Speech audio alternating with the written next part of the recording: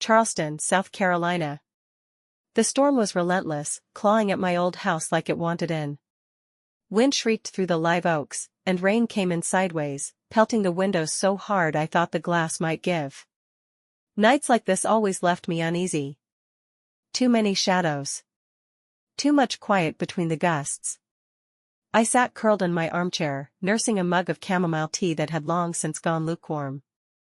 Jasper, my golden retriever, lay at my feet, ears twitching with every groan of the house. I tried to focus on the book in my lap, but my eyes kept drifting to the window, to the storm-racked darkness outside. Then, 3 sharp knocks. The sound cut through the night like a blade. Jasper sprang to his feet, a growl rumbling low in his throat. My heart lurched. Nobody knocked on my door this late. Not in weather like this. I set the mug down carefully, as though any sudden move might make things worse. The knocks came again, louder, desperate. Every instinct told me to stay put, to pretend I wasn't home. But something heavier than fear pushed me to my feet. I crossed the foyer, each creak of the hardwood floor louder than the last. When I opened the door, the storm seemed to surge forward, flinging cold rain against my face, and with it came Hannah. For a moment, I didn't even recognize her. She was soaked through, mascara bleeding into jagged streaks, her hair plastered to her cheeks. Her thin coat clung to her like wet paper, and her hands, white-knuckled, clutched a battered suitcase that looked one hard shake away from bursting open. She was breathing fast, shallow, like she'd been running for miles. "Aunt Ellie," her voice cracked on my name. "Please. I've lost everything." The words hit me harder than the storm. 20 years. That's how long it had been since I last saw her. 20 years since my brother's funeral, where she'd spat that word at me, heartless, before walking away without looking back. She'd been 17 then. Defiant. Broken. I'd told myself I was done with her. And yet here she was, standing on my porch like a ghost that had finally come home. My throat tightened. My first instinct was to slam the door.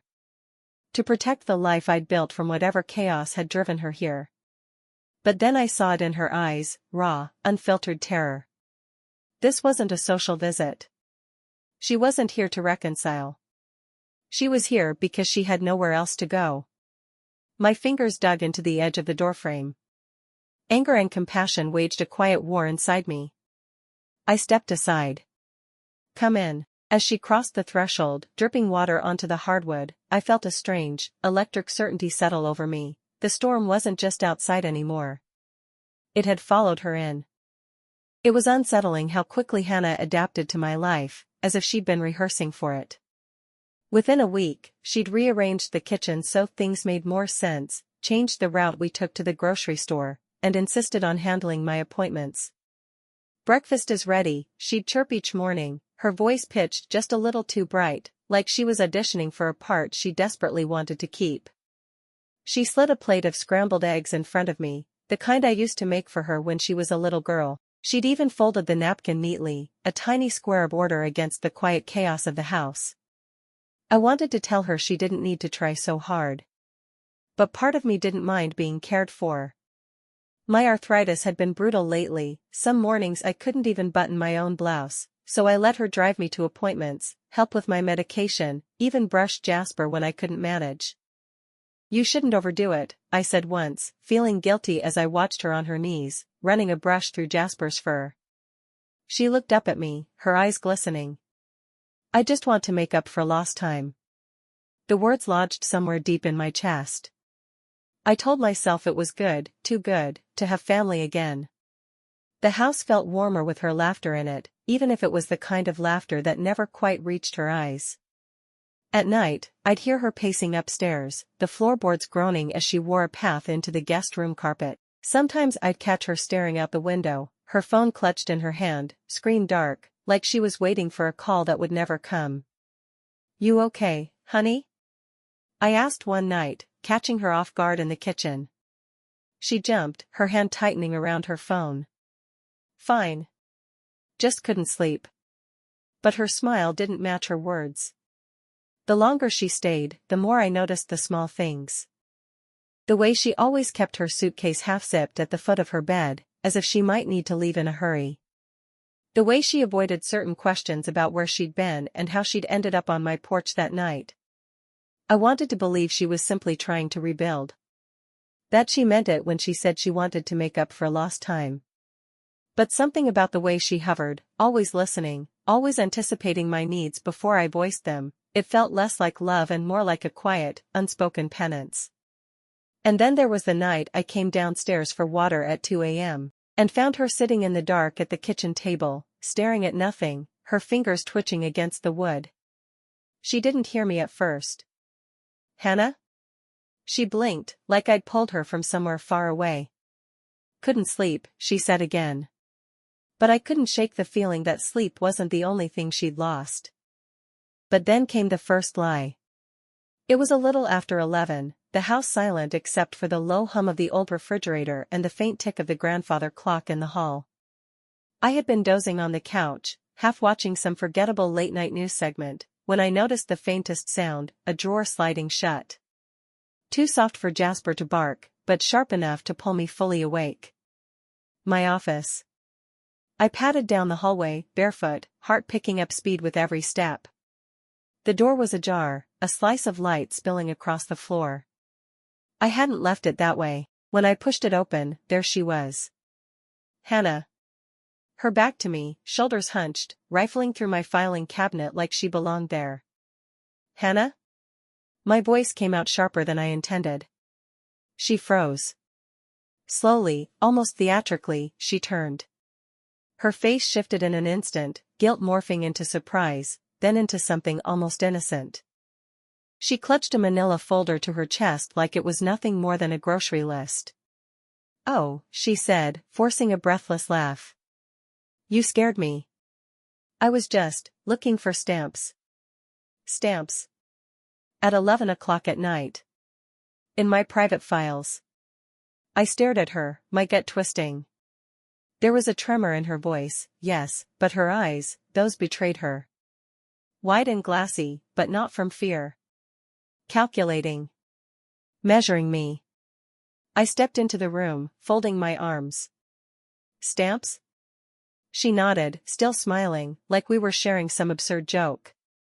"Yeah. I thought you might have some in here for bills or whatever." My gaze flicked to the open drawers behind her. These weren't my bill drawers. These were my personal case files, old client records, trust documents, private correspondence I hadn't touched in years. "Next time," I said, my voice dropping to something colder than I'd meant, "ask." Her smile didn't falter. "Of course," she said, syrup sweet. But in that instant, just before she plastered that expression back on, I saw it. That flash. The barest flicker in her eyes that told me everything I needed to know. This wasn't a harmless niece looking for stamps. This was someone who had learned how to mask intentions with charm. Someone who knew exactly what she was doing. I held her gaze, waiting for her to flinch, to crack, to give me some hint of what this really was. But Hannah just tilted her head slightly, like she was daring me to push harder. I didn't. Not then. "Good night," I said, voice clipped. She slipped past me, humming softly as though nothing had happened, leaving behind the faint scent of rainwater and my own unease. When she was gone, I looked at the cabinet. The folder she'd been holding was gone. And that's when I realized the truth. Whatever Hannah was doing here, it wasn't about family. It was about secrets. 2 days later, my diamond earrings vanished. At first, I thought it was nothing. I'd taken them off before bed, like I always did, placing them in the little porcelain dish by my nightstand, the same place they'd been for 10 years. They weren't just jewelry. They were a gift from my brother on my 45th birthday, the last present he'd ever given me before he died. But when I went to put them on that morning, the dish was empty. I checked the floor. The dresser. The bathroom counter. Nothing. By the third sweep, my stomach had dropped into a pit. These weren't earrings that just slipped away. I found Hannah in the living room, sprawled across the couch, earbuds in, scrolling on her phone. She looked up with that bright, practiced smile that never quite reached her eyes. Hannah, I said carefully. Have you seen my diamond earrings? The ones I usually keep by my bed? She gasped, too loud, too sharp, like an actress overselling a line. No. Oh, Aunt Ellie, you really need to be more careful. She pressed a hand to her chest as if the thought of stolen earrings personally wounded her. You've been so forgetful lately. Forgetful. The word landed like a slap. I opened my mouth to snap back, to remind her I'd been running a successful law practice for decades, that my mind was still as sharp as ever, but instead, I swallowed it. Maybe I put them somewhere else, I muttered, mostly to myself. She nodded sympathetically. That's probably it. And then, almost dismissively, she slipped her earbuds back in and turned her attention back to her phone. I spent the next 2 hours tearing the house apart. Every drawer. Every coat pocket. Every crevice of the couch. By the time I ended up in my office, sweaty and shaking, the truth crept in like a cold draft. I hadn't misplaced them. I remembered wearing them here. The night I found Hannah in this very room, rifling through my files. My chest tightened. I crouched by the filing cabinet, tracing my fingers over the handle she'd touched, staring at the empty air where my earrings should have been. They were gone. By dinner, I still hadn't said anything else to her. I sat at the kitchen table with a glass of wine I didn't want, listening to the faint hum of her voice as she hummed along to whatever she was listening to through her earbuds. When I glanced toward her suitcase by the door, I saw it, unzipped, just slightly, and in that narrow gap, a glint, brief but unmistakable, caught my eye. My breath hitched. Before I could move, Hannah zipped it closed in one smooth motion, flashing me that same syrupy smile. Everything okay, Aunt Ellie? I forced a nod, but my pulse thundered. Because for the first time I was sure. She had them. And she wanted me to know she did. The next 2 days felt like living with a shadow. Hannah had transformed overnight into the picture of helpfulness, folding laundry before I even asked, reorganizing my pantry, wiping down counters with a humming cheerfulness that set my teeth on edge. At first, I tried to tell myself it was gratitude, her way of repaying me for opening my home. But then I noticed where she lingered, my office. My bedroom. My private spaces. Every time I walked in, she'd flash that syrupy smile. Just tidying up for you, Aunt Ellie. You've been so busy. Busy. Forgetful. She kept sprinkling those words into conversation like they were harmless observations. At breakfast, she casually dropped, "You should really start writing things down. You forget so much these days." Her tone was light, playful even, but it landed like a stone in my gut. That night, I hid my checkbook in the back of my closet and double-locked my office door. But paranoia doesn't sleep. I woke around midnight to a faint sound, a voice. Whispering. My heart thudded in my chest as I slipped out of bed, careful not to make the old floorboards creak. The sound grew clearer as I padded down the hallway, Hannah's voice, low and hushed, coming from the kitchen. I stopped just before the doorway. "No, she doesn't suspect anything," she whispered. A pause. Then softer, "I told you, I'll get it soon." My pulse roared in my ears. She was talking about me. She had to be. I stepped forward deliberately, letting my heel strike the tile with a heavy thud. Hannah jerked upright, spinning to face me, phone halfway tucked into her pocket. Her expression flickered, guilt, then innocence, as fast as a camera flash. "Oh. You scared me." She let out a nervous laugh. "Couldn't sleep either?" I narrowed my eyes. "Who were you talking to?" She didn't even blink. "An old friend. She's going through a bad breakup." I was just helping her through it. Her lies were smoother now, easier. I didn't press. I just grabbed a glass from the cabinet, filled it with water, and said nothing. "Good night, Aunt Ellie," she said sweetly, slipping past me and up the stairs. When she was gone, I stood in that empty kitchen, staring at the spot where she'd been, my skin crawling. Because I knew. Whoever she was talking to, whatever she was planning, it wasn't about a breakup. It was about me.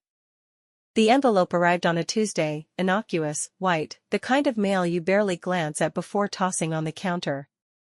But the bold red words stopped me cold: account alert, unusual activity. My stomach clenched as I tore it open. 3 withdrawals. Large ones. Amounts I hadn't touched. At first, I thought it had to be some banking error. But the dates, oh God, the dates, matched the days Hannah had run errands for me. Grocery trips. Quick stops at the drugstore. I carried the letter into the living room, my hands shaking. Hannah was curled up on the couch under a blanket, sipping tea, looking for all the world like a harmless houseguest. "Hannah," I said, my voice sharper than I'd intended. She glanced up, smiling sweetly. I held up the letter. "Did you take money from my account?" I carried the letter into the living room, my hands shaking.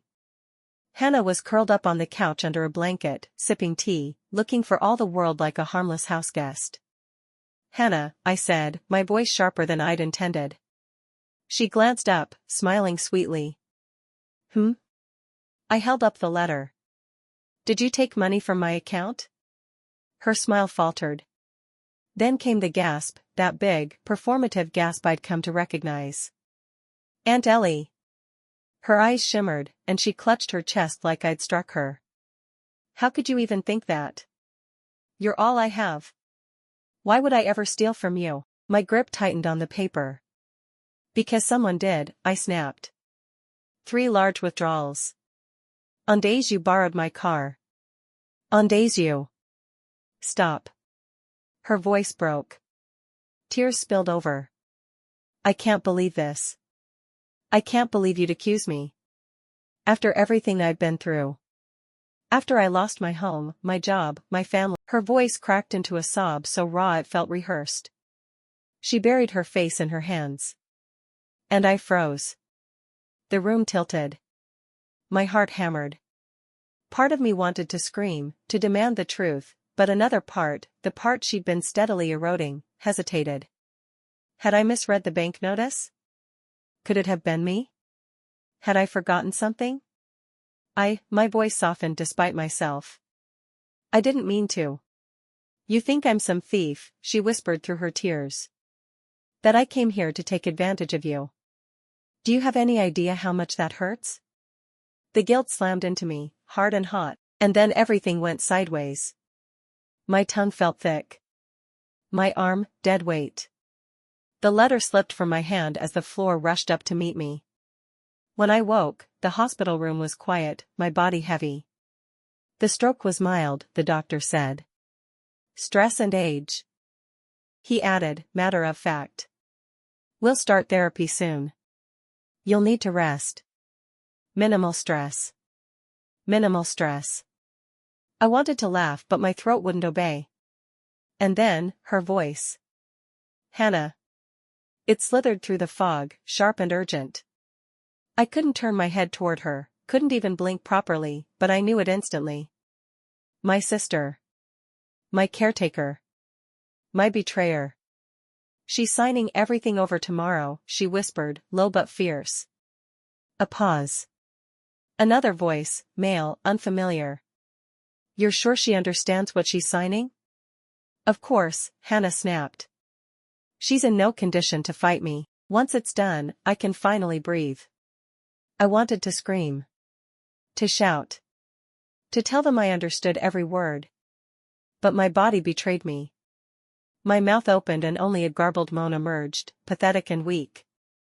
The footsteps moved closer. Hannah's perfume, a cloying floral scent, hit my nose, suffocating me. "Shoo," she cooed, leaning over me.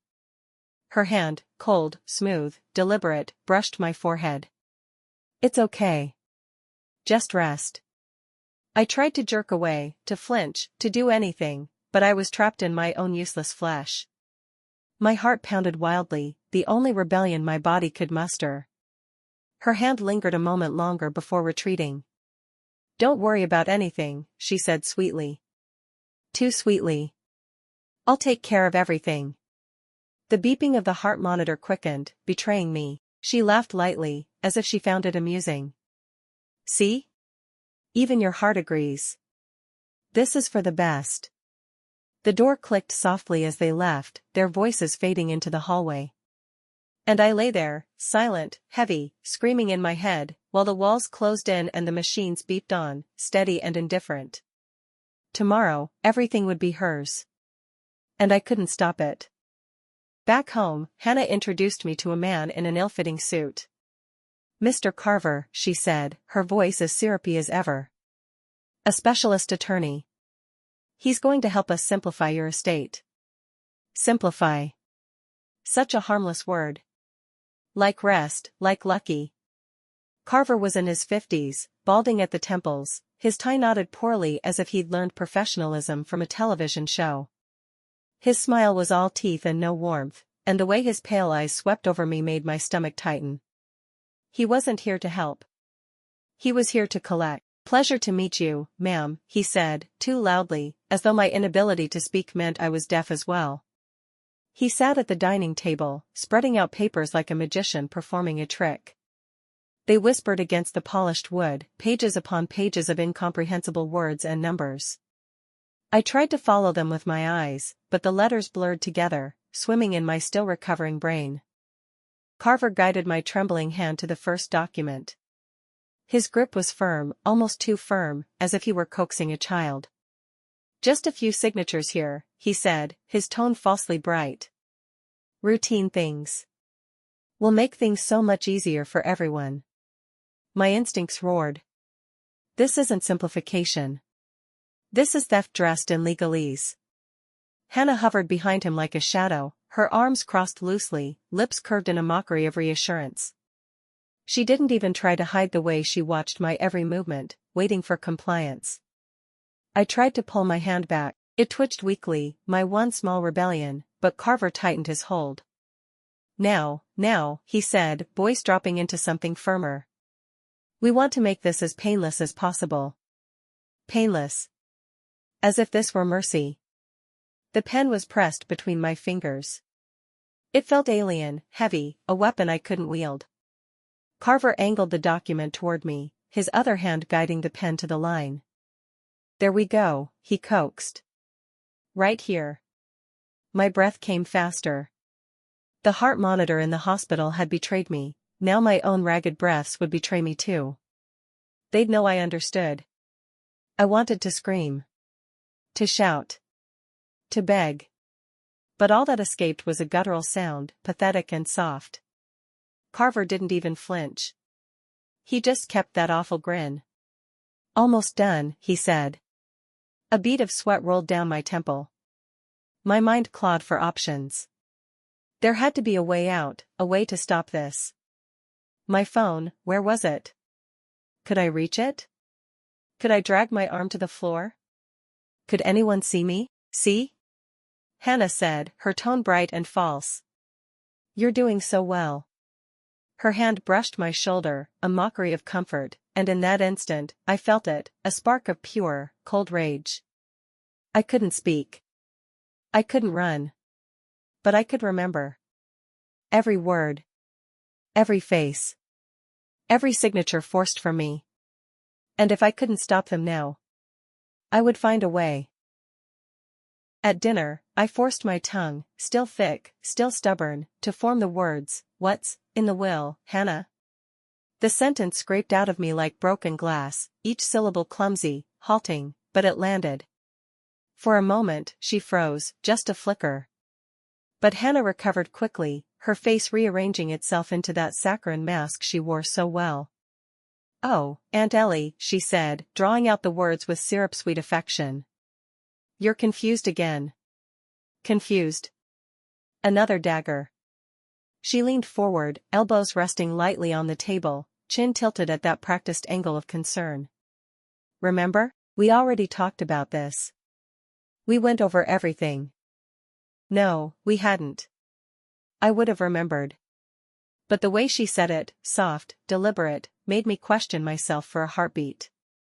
Her eyes glimmered in the candlelight, feigned worry dancing in their depths. "The doctor said this might happen. Memory lapses. jumbled thoughts. She reached across the table and placed her hand over mine, warm and steady, pinning me there as effectively as if I were shackled. "You've been through so much," she murmured. "It's natural to be disoriented." Disoriented. The word rang in my skull like a bell. Her thumb stroked the back of my hand, slow, soothing, rehearsed. "You trust me, don't you?" I wanted to pull away, but my body was still a sluggish thing, uncooperative. I wanted to scream that I trusted no one, not her, not Carver, not the lies they draped over me like a comforting blanket meant to suffocate. But I nodded. Because what else could I do? She smiled then, radiant, victorious, like a queen whose subject had just reaffirmed loyalty. "Good," she whispered. "Because I'm doing this for you, Ellie. For us. So you can finally rest. Isn't that what you want? To stop worrying?" She spooned another bite of food onto my plate, as though she were nurturing me instead of draining me dry. "This house, all these complicated accounts, they're such a burden. You don't need to carry all of that. You should be free to enjoy the time you have without all that mess." Her voice dropped to a conspiratorial hush. "And I promise you, I'll take care of everything." She said it like a vow, but I heard the venom in it. The room seemed smaller now, suffocating. The flicker of the candlelight distorted her features, too sharp, too angular. My chest tightened as I realized this wasn't Hannah, my niece, the girl I'd once helped raise. This was someone else. Someone who'd learned how to twist love into a weapon. I forced another nod. A feeble, pathetic gesture. But inside, betrayal coiled tighter around my spine, hissing, uncoiling. She thought I was weak. Broken. Beaten. But I was listening. I was remembering. And one day, I'd strike back. That night, I locked the bathroom door and leaned against it, my chest heaving. The soft click of the lock was the only barrier between me and Hannah. My trembling hand fumbled at the false bottom of the wicker laundry basket. My secret. My last rebellion. The phone. It was old, its case cracked, but it was mine, hidden months ago when Hannah began helping with my accounts and insisted I had no need for all that technology anymore. My fingers closed around it like a drowning woman clutching driftwood. My hands were trembling so violently they didn't feel like my own. They were autumn leaves, brittle and useless. My thumbs hovered over the screen, clumsy, barely obeying me. The glow of the display was almost blinding in the dim bathroom. I scrolled through my contacts until I found her name. Janice. My paralegal. My emergency contact. My last lifeline. If anyone could help me, it was her. Loyal. Sharp. Quietly competent. She'd always handled my affairs with care. I blinked through tears, each letter a mountain to climb as I typed, "Help." Just that. I stared at the word, my pulse thundering. Would she understand? Would she know to come quietly? The cursor blinked back at me like an impatient metronome. I hit send. A faint chime confirmed its delivery. Then I froze. What if Hannah heard? I pressed the phone to my chest, holding my breath. My ears strained for any sound, footsteps, a creak in the hallway, the telltale squeak of the doorknob. Nothing. Only the quiet hum of the house and my own pounding heartbeat. I needed to delete the evidence. With effort, I erased the sent message from the log. I cleared the drafts. I even dimmed the screen until it was nearly black. The phone went back under the basket's false bottom, tucked away like a secret prayer. I crouched there for a moment, forehead against the cool tile, forcing my body to calm. Janice would come. She had to. I unlocked the door slowly, careful not to let it creak. The house felt different now, less like a home, more like a cage. Every shadow seemed to conceal Hannah's presence. As I shuffled back toward my room, I heard it, her laugh. Low and melodic, floating from the living room. She was on the phone. Talking to someone. Planning something. I froze halfway down the hall, listening. Tomorrow should be smooth, Hannah said, her voice light, casual. By this time next week, it'll all be mine. Her words slithered through me like ice water. I crept back to my room, silently, slowly, my legs threatening to give way beneath me. But in the quiet darkness of my room, I allowed myself one thought, dangerous, electric. If Janice came, Hannah would find out I wasn't as helpless as she thought. And that would change everything. Janice didn't hesitate. Within days, she'd hired a private investigator, a hawk-eyed man with no time for pleasantries. He didn't bother softening his words or masking the menace of what he'd uncovered. He laid it all bare, each revelation a blow that left me reeling. Hannah owed $250,000 in gambling debt. $250,000. I tried to picture it, stacks of bills vanishing into the black hole of a casino floor, fed by her desperation and arrogance. She had always liked risk, horses, poker nights, but I had never imagined the scale of it. This wasn't a hobby, this was drowning, and she had no intention of surfacing on her own. Worse still, she had a boyfriend. Not just a boyfriend, a man with a violent criminal record. Assault. Extortion. A predator who knew how to squeeze money from the weak. My stomach turned as the PI recited his name like a curse. I could already picture him in my house, prowling, searching for what he could take.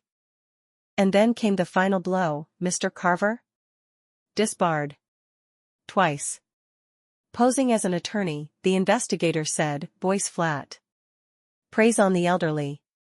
It's a grift. They find someone vulnerable and drain them dry. Hannah knows exactly what she's doing. The words were knives.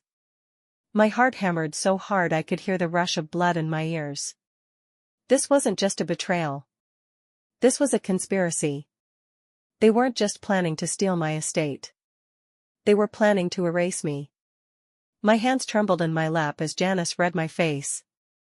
She didn't pity me, she knew better than to waste time on that. We need to act fast, she said firmly. If you sign over those papers, Ellie, you'll disappear. They'll have everything, and you'll have nothing, not even your name. My voice was still fragile, broken by the stroke, but I forced the words out. What do I do? Janice's eyes softened for the briefest moment. You survive. And we make them think you're still helpless, until we have the leverage we need. The plan began to form there, between the two of us, quiet and sharp-edged. We would play the part Hannah wanted, the feeble aunt, too confused to fight back. Meanwhile, Janice would dig deeper. The PI would keep watch. And me? I would remember everything. Every word, every signature, every threat disguised as kindness. That night, lying in bed, I stared at the ceiling, unable to sleep. Every creak of the house felt like a footstep, every whisper of wind outside like Hannah's laugh. I was a lamb in a den of wolves. But they'd made one mistake. They'd underestimated me. And soon, they'd learn that even a lamb can bare its teeth when cornered. One night, I heard her on the phone.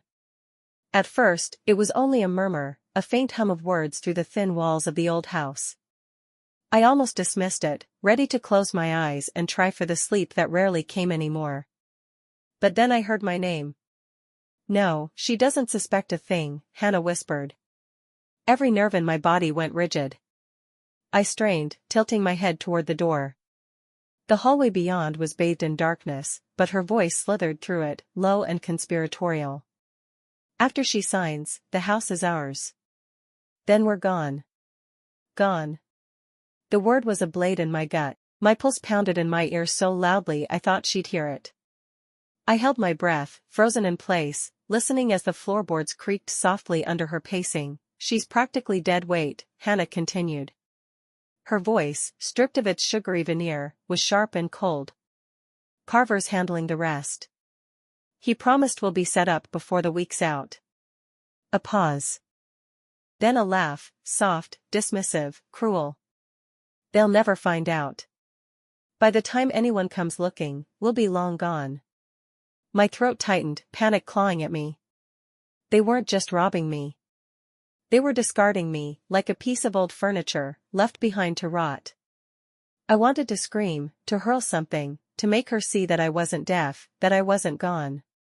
But instead, I stayed quiet, forcing my breath slow, shallow. She couldn't know I'd heard. Not yet. My fingers curled into the bedsheet. I needed a plan. Janice was my only lifeline, but if Hannah suspected even a threat of resistance, she'd cut me off from the outside world completely. And if Carver was involved, if this ran deeper than I feared. I closed my eyes and pictured the documents I'd been forced to sign. My signature, shakily scrawled. What had they really been? Transfers? A new will? I needed evidence. I needed time. A plan began to take shape in the fog of my thoughts, feign weakness. Let her think I was broken, compliant. Watch. Listen for every phone call, every name, every slip. Document. If I could get my phone back, I'd record her. Messages to Janice would need to be sparse, coded. Delay. Whatever signing was left, I had to stall it, enough to give Janice and her PI the space to act. I would become what Hannah believed me to be, a feeble, confused old woman. And then, when the moment came, I'd use that illusion like a knife. Hannah hung up soon after, her footsteps padding back toward her bedroom. I lay there in the dark, my heart hammering against my ribs, staring at the ceiling. They thought I was powerless. But I was awake now. And I was listening. The next morning, Hannah burst into my room, her voice unnaturally bright, like a game show host announcing a prize. Aunt Ellie, she's saying, we need to finalize things today. The notary's waiting. This will make everything easier for you. Her hand on my arm was soft. Her grip wasn't. She dressed me like a doll, guiding my limbs into a clean cardigan and pressed slacks, humming tunelessly under her breath. To anyone else, it might have looked like care. I knew better. It was control. The drive to the notary's office was quiet except for the clicking of her acrylic nails against the steering wheel. I stared out the window, counting street signs, trying to memorize landmarks. I wanted to know where I was being taken, just in case. The notary's office was bland and beige, the kind of place designed to lull people into complacency. The air smelled of stale coffee and old carpet. A receptionist glanced up briefly before returning to her screen, uninterested in the frail woman hobbling in on her niece's arm. Hannah's tone dripped honey as she guided me to a chair at a long table stacked with papers. Just sign here, Auntie, she cooed. Then we can relax. I squinted at the paperwork. My name blurred on the page. The words swam like fish in dark water, deliberate legalese twisted into knots I couldn't untangle. I need to read it, I croaked, my voice gravel and smoke. Her smile faltered. It was a tiny crack, but I saw it. Ellie, she said, voice tightening, don't be difficult. She slid the papers closer, the pen already uncapped and waiting. It's what we talked about. Don't you remember? Simplifying. Simplifying. That poisonous little word again. I glanced toward the notary, a middle-aged man with rimless glasses and an air of someone who'd rather be anywhere else. His eyes flicked between us, uneasy but silent. I had to play this carefully. Too much resistance, and Hannah would lash out. Too little, and I'd lose everything. My fingers brushed the pen, trembling. I don't remember, I said, letting my voice quiver, letting my eyes dart nervously over the text. She leaned closer, her perfume suffocating. That's why I'm here. To help you. To take this burden off your shoulders. Her hand found mine again, squeezing harder this time. You trust me, don't you? It was a threat disguised as a plea.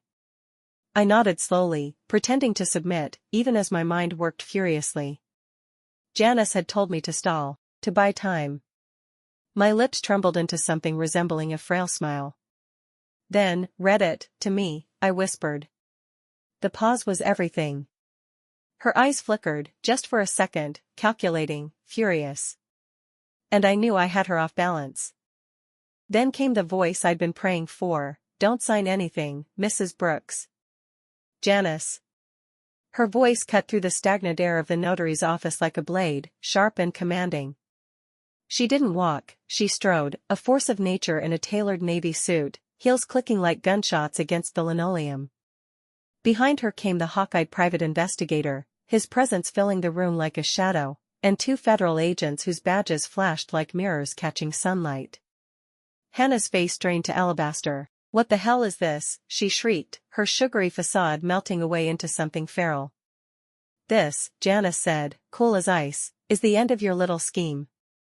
The words hit the air with the weight of a gavel. The notary froze, pen dangling between his fingers, his mouth slightly ajar as he processed the sudden shift in reality. "Agents," Janice continued without missing a beat, "this is Hannah Brooks and Richard Carver. You'll find they've been orchestrating a fraudulent transfer of assets from Mrs. Brooks through coercion and impersonation. Carver is not a licensed attorney. He's been disbarred twice." Carver, who had been lurking in the corner, suddenly came alive, his hands flying up. "Now hold on." "Save it," one of the agents barked, his voice like gravel. He stepped forward, producing handcuffs in one fluid motion. "This is harassment." Hannah spat, spinning toward me. "Ellie, tell them you wanted this. You asked me to help you." Her desperation was raw, her mask completely shattered. I sat still in my chair, my trembling hands folded neatly in my lap. For once, I didn't have to fight to find my voice. I just stared at her, my silence louder than any words could have been. "Don't you look at me like that." Hannah screamed, lunging toward me, but the PI stepped between us with a single, immovable movement. "Enough," Janice snapped. The agents grabbed Hannah, twisting her arms behind her back as she kicked and struggled, screaming obscenities that echoed off the beige walls. Carver fared no better, his protests turned to whimpers as cold metal clicked shut around his wrists. Janice crouched beside me, her voice softening. "You did good, Ellie," she said. "You held on. We've been building this case for days. You're safe now." Safe. The word felt foreign, unreal, but I let it settle over me like a fragile blanket. As they dragged Hannah from the room, she whipped her head toward me, eyes wild, spitting venom. "You ungrateful old hag. This isn't over." But I knew, with a deep, cold certainty, that it was. For the first time in weeks, I exhaled fully. Janice squeezed my shoulder gently. "It's over," she said again. And this time, I believed her. The handcuffs clinked like music to my ears. "You can't do this. She's incompetent. I'm her guardian." Hannah screamed, thrashing like a wild animal. The sugary tone she'd perfected was gone, now it was all claws and teeth. But the agents didn't flinch. One of them, broad-shouldered, calm as stone, pulled a folder from his jacket and dropped it onto the notary's desk with a heavy thud. "We can," he said simply. "And we are." Hannah's head whipped toward Janice. "You lying witch. You set me up." Janice didn't so much as blink. "No, Hannah. You set yourself up. We just shined a light on it." The second agent began rattling off charges, his voice steady and unwavering. "You are under arrest for elder abuse, fraud, and coercion." The notary, pale and shaking, backed away until he hit the wall, hands up as if to distance himself from the crime scene unraveling in front of him. I didn't know," he stammered. "She said she was her power of attorney, she had documents." "Forged," Janice cut in crisply. "And you might want to lawyer up. Signing off on illegal transfers without due diligence? That's on you too." His face collapsed into ash-gray terror. Hannah shrieked, trying to twist free of the agent's grip. "This is harassment. She doesn't even know what day it is. Ellie, tell them." Her eyes locked on me, wild, pleading, venomous. I met her gaze with a calm I hadn't felt in weeks. My voice was soft, ragged, but clear enough. "I know exactly what you did." That stopped her cold. For the first time, Hannah had no words. The private investigator, silent until now, stepped forward, laying down a USB drive on the desk. Recordings, he said flatly. Your niece bragging about taking everything. Also phone logs tying her to known loan sharks. You'll find Mr. Carver's voice in there too, pretending to be an attorney while advising her how to skirt the law. Carver, who had been trying to shrink into the corner, erupted. I want a lawyer, he barked. The broad-shouldered agent didn't even look at him. Good. You'll need one. The room felt electric, charged with the weight of the moment. Every lie, every smile Hannah had fed me had turned to ash in an instant. As they dragged her toward the door, she twisted violently, her face a mask of pure hatred. This isn't over, Ellie, she screamed. You'll regret this. Her voice echoed down the bland hallway until it was swallowed by the outside air. Janice touched my shoulder gently. She can't hurt you anymore. For the first time in weeks, I believed it. But deep inside, where fear still coiled like a serpent, I knew one thing with certainty: Hannah would never forgive me. And monsters like her? They don't stay gone for long. Hannah got 14 years. Carver, 10. And me?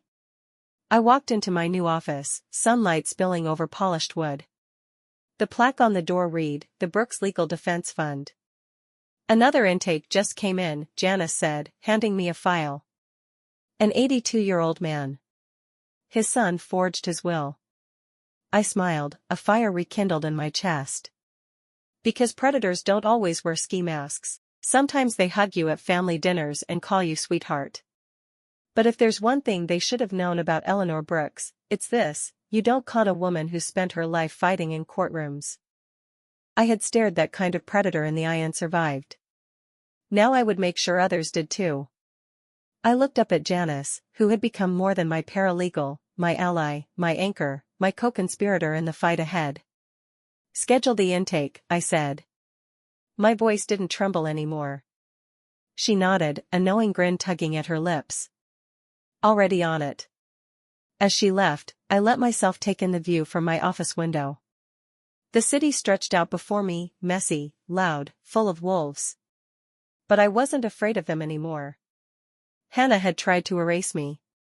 She had mistaken my silence for surrender. But if there's one thing predators should have known about Eleanor Brooks, it's this: you don't con a woman who spent her life fighting in courtrooms.